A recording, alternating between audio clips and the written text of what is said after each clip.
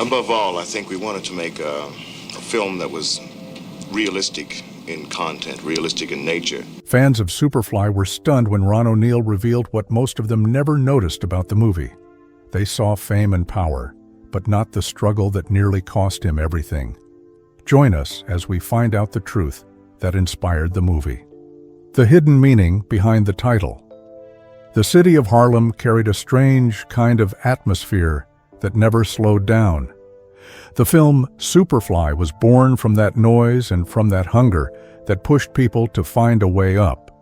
The story brought out the life of a man called Youngblood Priest, a figure who looked sharp, confident, and untouchable.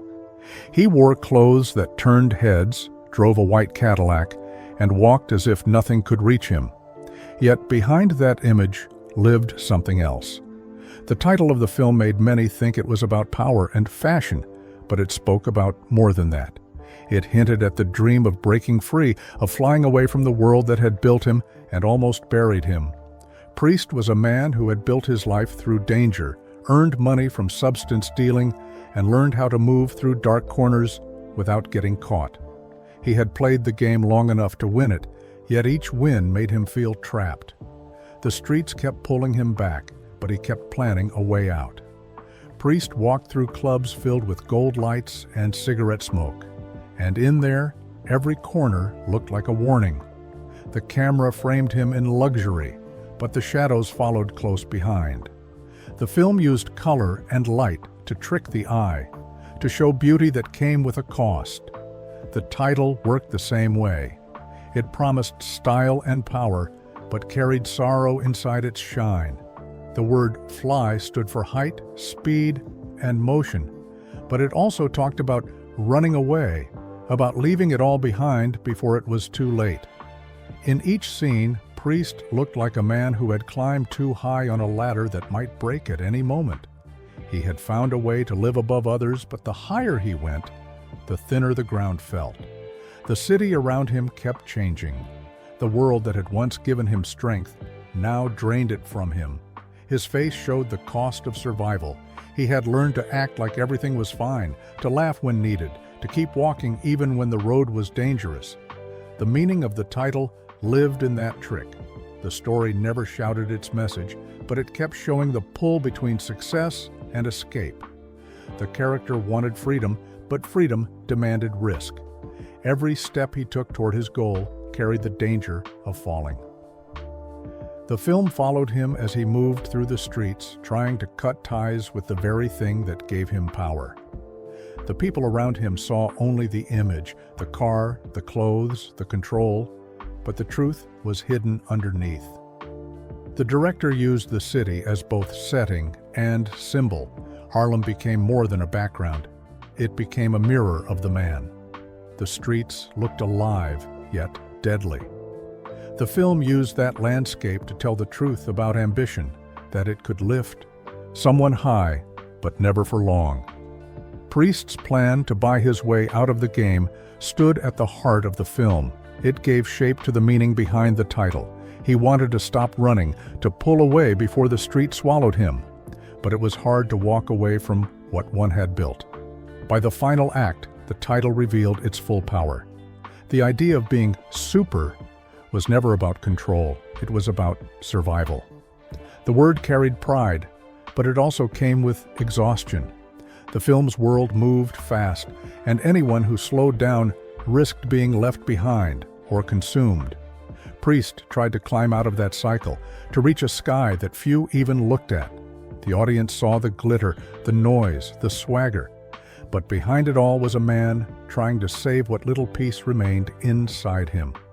Somewhere beyond the street noise, the idea of flying stayed alive. The story had no heroes, no happy endings, only a man who tried to lift himself beyond what the world expected of him. The title stood for that effort, the need to get out, to rise even when the wings were heavy. Superfly did not glorify the streets. It peeled back their shine to show the cost of staying. Behind the name lived the story of a man who tried to leave the noise behind and find the air that freedom required. What the audience missed. Ron O'Neal had started as a stage actor before stepping into film.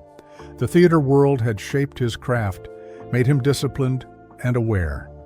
When the chance to play Youngblood Priest came, he saw more than a crime story. He saw a role that could carry both pain and pride. To prepare, he studied the streets of Harlem, watched how men spoke, how they carried themselves, how they moved when they tried to hide fear under style. He tried to understand what it meant to live under pressure and still look untouchable. He knew that the film's message needed truth. Many movies about street life in that era showed glamour without the cost. O'Neal wanted to make the character real. He trained himself to show a man who looked in control but was gradually falling apart. The theater background helped him with that control. Every step he took built the outline of Priest in his mind. He did not only read lines, he absorbed the streets. By the time cameras rolled, he had already lived inside the man he was about to play. The budget of the film was small, and the production had little space for comfort. O'Neal learned to work fast, to handle rough conditions, to repeat scenes until they landed right. There were days when the crew had to shoot without full permits, rushing to finish before anyone stopped them. He stayed focused through it all. The audience later saw grace and style, but they never saw the effort behind the performance. O'Neal pushed himself to bring life to Priest, even when sleep was short and the pay was thin. Each night after filming, he went back to study what had been filmed. He watched his own image on the screen and tried to find places where truth slipped away. Many people later saw only the swagger, but he had built that swagger as a mask. Under it lay fear, regret, and longing, all the things he knew a man like Priest would hide from the world. He brought that depth from his own understanding of ambition, the cost of chasing freedom, and the loneliness that followed success built on danger. As filming went on, O'Neal started feeling the strain. The production days were long and resources stayed tight. The clothes looked expensive on screen, but off-screen they were rented or borrowed. The film's world looked rich, yet everyone behind the camera worked for less than they deserved. O'Neal carried the pressure of leading a film that no major studio believed in. He knew that failure could close doors and success could open them in many ways. The crew worked through nights, often using real streets with real danger lurking nearby. He had to stay aware of his surroundings even while performing. The city gave the film its edge, but it also brought risk. He learned to adapt to it, to feed off the unpredictability. When the final scenes arrived, he had built Priest into a man full of conflict, powerful yet broken, ambitious yet tired. When Superfly came out, O'Neal's world changed overnight. The film exploded across America. Audiences saw Priest as a symbol of strength and coolness. They copied his behavior, his appearance, his lifestyle, but they missed what O'Neal had buried inside the role. They saw a hero when he had played a man trying to escape. It made him famous, but also trapped him inside a single image. Casting directors began to see him only as the slick dealer, not the trained actor who could handle complex roles. After the success, the weight of expectation grew heavier. O'Neal tried to move on to different roles, but Hollywood offered little space for range. He fought against typecasting, taking smaller projects, teaching acting, and returning to the stage when the screen turned cold. The fame that had lifted him up began to work against him. He had wanted Superfly to open doors for black actors, to show that stories from the streets could carry depth and art. Instead, many studios chased the style without the message. The years after the film revealed how much it had cost him. The industry had changed, but not enough to hold his range. However, his performance endured. It lived in the culture, in fashion, in music, in the way people talked about struggle and survival. What most never realized was how hard he had worked to build that image from nothing. He had poured real experience into fiction and had come out both celebrated and confined. The truth behind the role lay in the work itself and in the person. The production realities. The making of Superfly began with very little money and a lot of belief. The production team moved through Harlem with borrowed equipment, small crews, and constant noise all around them. Every location came with a risk, and every day held uncertainty. Ron O'Neal stood in the middle of it all, holding the story together while the team tried to build something that felt real. The camera caught not just the story, but the spirit of survival that lived inside everyone who worked behind it. The director pushed the limits of what could be done with so little. They had to shoot fast, work late, and find ways to turn mistakes into something usable. It looked like disorder, yet that disorder gave the film its edge. The team learned to turn what they had into art. They used sunlight, old cars, and real shops instead of built sets. The world around them became part of the story.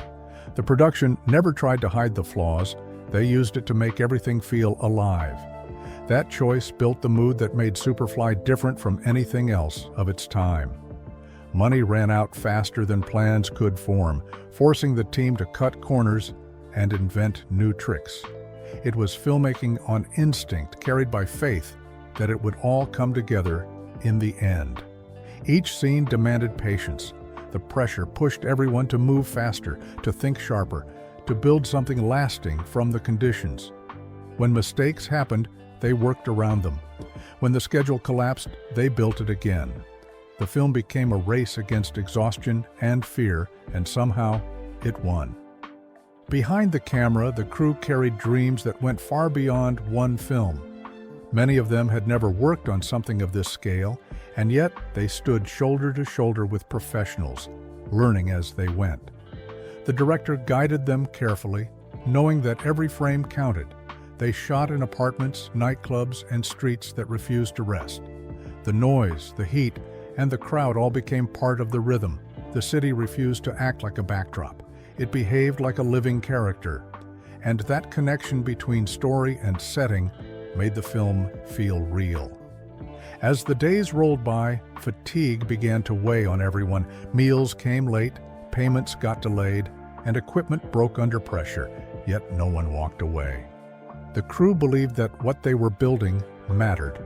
They had seen the same struggles the story spoke of: poverty, ambition, and the pull between freedom and survival. The film became a mirror for their own lives as well. That emotional weight shaped the tone of every scene. The actors could feel it, the crew could see it, and the lens captured it all. The soundtrack came alive as production neared its end. Curtis Mayfield's music gave the film its heartbeat. Each song lifted the story, filling the gaps left by the budget. The rhythm blended with the city, turning the film into something larger than its script. The crew worked to match the mood of each note, shaping cuts and transitions around the sound. The editing room turned into a battlefield of tape, noise, and late nights.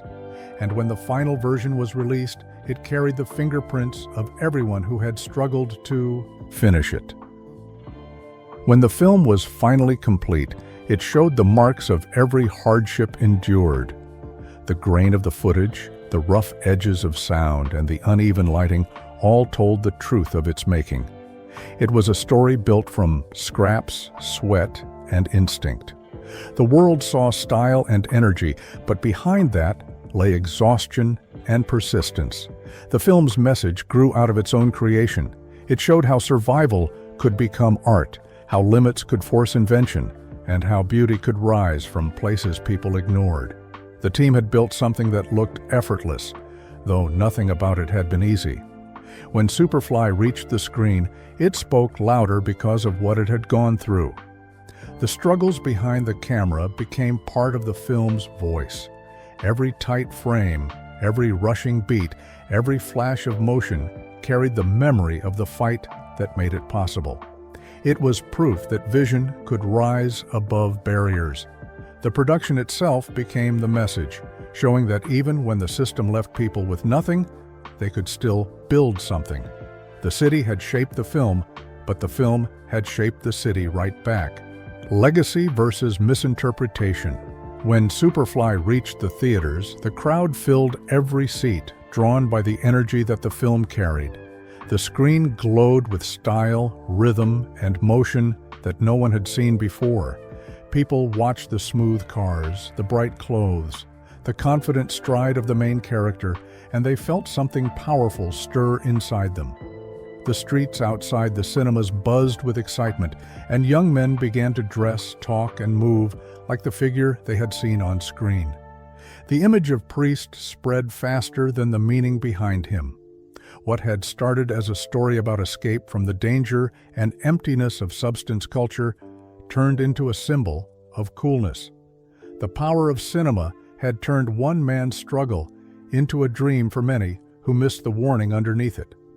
The producers and actors watched the reaction grow beyond their control. The film became a phenomenon, but sadly, not for the reason they had hoped. Audiences celebrated the grit, but few noticed the despair that lived within it. Ron O'Neal had built Priest as a man desperate to break free, not one proud of the world he lived in. Yet the viewers saw freedom where there was none, victory where there was defeat. The gold chains and fast cars became trophies in the public eye, hiding the truth that the story had tried to show. What was meant to be a mirror of struggle had turned into a poster for style. The message had drifted away, swallowed by the energy that surrounded it. Ron O'Neal carried that misunderstanding for years. He had played the part with care, showing weakness under strength, fear under pride, but most people remembered only the surface. When he stepped onto the streets, strangers saw him as the character, not the actor. He had been trained to reveal emotion, but the world only wanted the image. The fame had brought visibility, but it also brought a shadow that refused to lift. He lived inside the echo of a misunderstanding that never seemed to fade. At the same time, Superfly began to build a new life beyond the control of its creators. In neighborhoods across America, the film became a source of identity. For many, it was proof that a black film could stand tall in Hollywood. The soundtrack by Curtis Mayfield turned into an anthem of pride and protest. Young artists drew strength from the music, even when they misunderstood the story. The film became part of a larger wave that reshaped American cinema. It broke barriers, created new voices, and brought attention to stories that had long been ignored. As years passed, critics returned to the film with fresh eyes. They saw the craft that had gone unnoticed, the subtlety in O'Neal's performance, and the risk taken by everyone involved. They began to understand that the movie had spoken two languages at once, one for the surface and one beneath it. It had captured a dream that could turn into a trap. The new generation of viewers looked deeper, searching for the truth hidden inside the style. Some found it, some still did not. Ron O'Neal lived to see the shift, but the years between had left marks on him. He had carried pride for his work, while struggling to move past one role had taken much from his spirit. The film's success had made him visible, but it had also built a wall around his talent. He kept working, directing and performing wherever he could, still driven by the same hunger that had brought him to the stage years before. His journey mirrored the story he had told, a man trying to rise above a system that wanted him to stay in one place. In later decades, Superfly found new meaning through conversation and reflection. Scholars and filmmakers began to place it beside other classics of its era, not for its glamour, but for its honesty. The film's rough edges and uneven sound became proof of its authenticity. The city of Harlem looked different now, still the film carried its heartbeat. Viewers started to see it not as a celebration of crime, but as a record of frustration, ambition, and survival. The more time passed, the clearer its layers became. Each rewatch revealed something that had been missed, a flicker of doubt in Priest's eyes, a pause before a decision, a silence that said more than words ever could. Meanwhile, the film continued to divide people between those who felt inspired and those who felt warned. It was that tension, kept the story alive long after its release. Its legacy grew, shaped by both misunderstanding and rediscovery.